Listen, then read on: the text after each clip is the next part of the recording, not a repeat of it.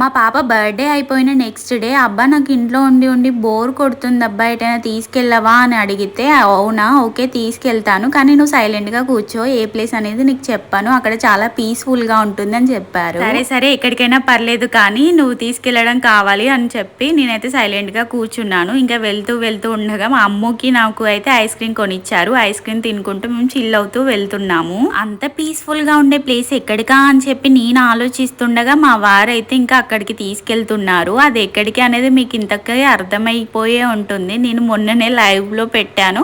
Live చూడని వాళ్ళకైతే ఇప్పుడు చూస్తే అర్థమవుతుంది.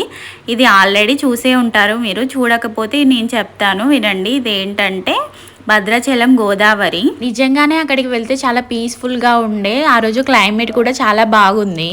ఇంకా వాటర్లోకి వెళ్ళి స్నానం చేద్దాం అనుకున్నాము కానీ మేము డ్రెస్ తెచ్చుకోలేదని చెప్పి ఇంకా చేయలేదు. మా వారికి అయితే అసలు వాటర్ అంటే చాలా భయం. ఇంకా మా పాపని ఎత్తుకొని అక్కడ నిల్చొని చూస్తున్నారు.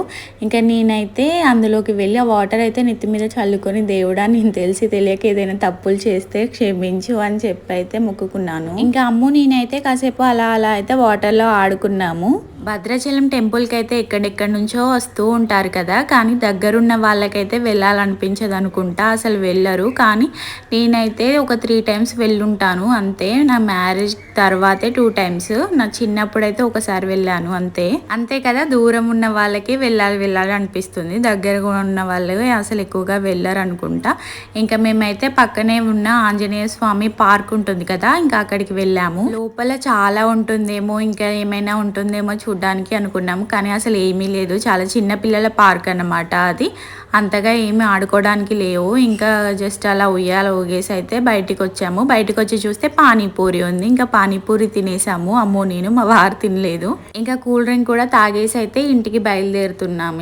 ఇంకా మేము ఇంటికి వెళ్ళేసరికి నైట్ అయిపోయింది. ఈ సమ్మర్లో నైట్ రైడ్ అయితే చాలా బాగుంటుంది కదా, కూల్ గా భలే ఎంజాయ్ చేసాం మేమైతే.